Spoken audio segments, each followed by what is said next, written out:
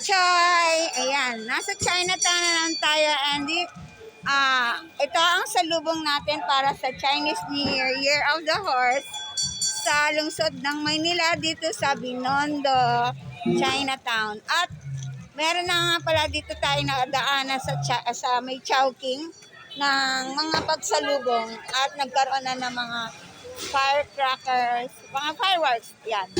So, ito naman dito yearly na talaga meron. So, tikoy yan. Sa katerbang sa katitikoy. 80. At ang isang araw ay nakarating tayo din eh. Pero this time, naku talaga nga naman, hindi na tumahulugan ng karayong bukas. Pero ang balak natin, makapagtinda kahit pa paano, dito man lang. Kung anik-anik, pwede na rin. Yung mga nagtitinda sa Quiapo, nandito na. At ngayon nga pala, gabi pa lang, eh, talaga sinasalubong na. Ito ang bagong Angpin Tower. Kung makakabili tayo dito, swerte. Pero ilang years na talaga ito ginagawa. Pero hanggang ngayon ay hindi pa na maayos. Pero, ayun na! Sa Kim Hong. Angpin Gold Center. At dahil may Angpin Tower, nandito na tayo sa Kingboard. Angpin Tower. At tayo ay dadaan muna din at tayo lalabas na. Marami na. Pagbalik na lang natin mamaya. Ay, hirap. Marami pa tayo madadaan ng iba. So, ang hirap lumakad na may ano. Nagdala na tayo ng stroller.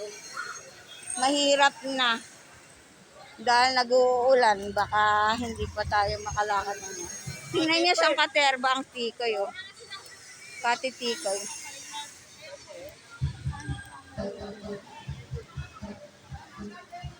Sorry. Naan natin. Ito ang Laons to handful noodles. Para ka na lang nasa ano. May 90 pesos. Ate, magkano maliliit? Sa kanila? 70 to 200. Talaga? 70 yung ganyan? Ay, okay. Pag dito mahaba-haba. Malaki na rin yun, 70. Yeah. Dito pa tayo.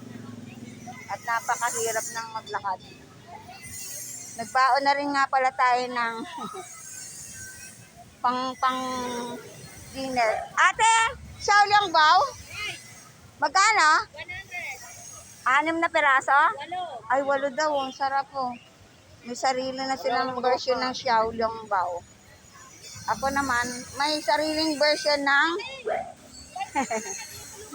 katipiran. Dito pa rin ang dating maramihan ko magbenta.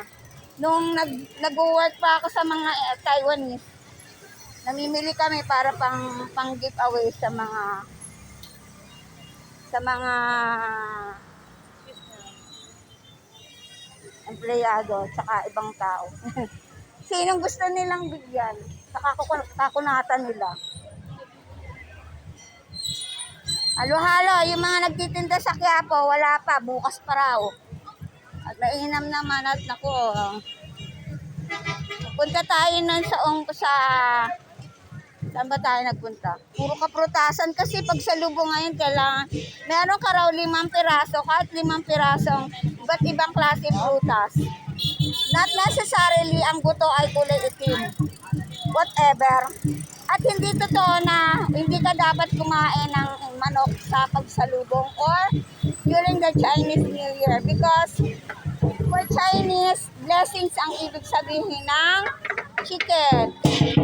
Wow. Hi! Ang dragon. Dragon na. Yan. Sasalubong sila mamaya. So, doon tayo sasalubong sa may parte ng malapit sa Esplanade. Sa Binondo. Sa Esplanade, Pasig River. Katerba, no? Pero may area ako talagang pinag-i-stayan kung saan ako sumasalubong. Masarap talaga doon. Pero I don't know, kung sa Laylay Hotel. Uy, laki oh. Ano yan, kuya? Orang? Machoy? Magkano naman isang peraso? Wow. Ang wala ka lang peras na malaki. May green peras ka pala. Magkano ganyan? Panglay, peras na talaga. Magkano? 300. Ilang peraso?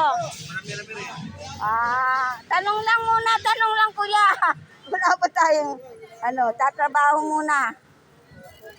Sana nga, may kinikita na tayo sa YouTube para kahit pa paano, nakakapag-libre na tayo, di ba?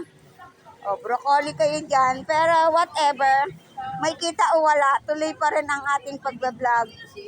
Kasi this is a way of documenting mga events and life hacks and kuya, hi kuya, broccoli.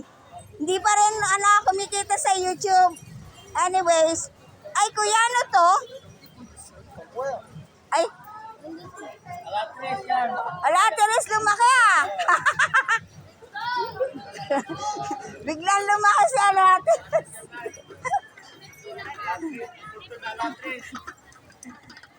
Yung paborito nating Eastern Garden Restaurant.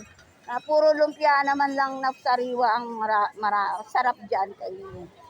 At ang walang kamatayang pusit. Cauliflower at mani-mani. Mani-mani Pepsi para lang nanonood tayo sa sinehan. Yan. Ito nga pala yung paborito kong lugar. Arthur Restaurant. Arthur's. Ay, ang cute naman. Bukas marami na yan. Ano kayang... Meron na nga ang paninda. Ang problema, wala pa tayong pantitinda. Bukas na lang. Kailangan maaga tayo dito kasi walang tulagan yung iba dito. Sa totoo lang, yun lang. Kasi baka tayo ma-copyright. Kong hey, everyone.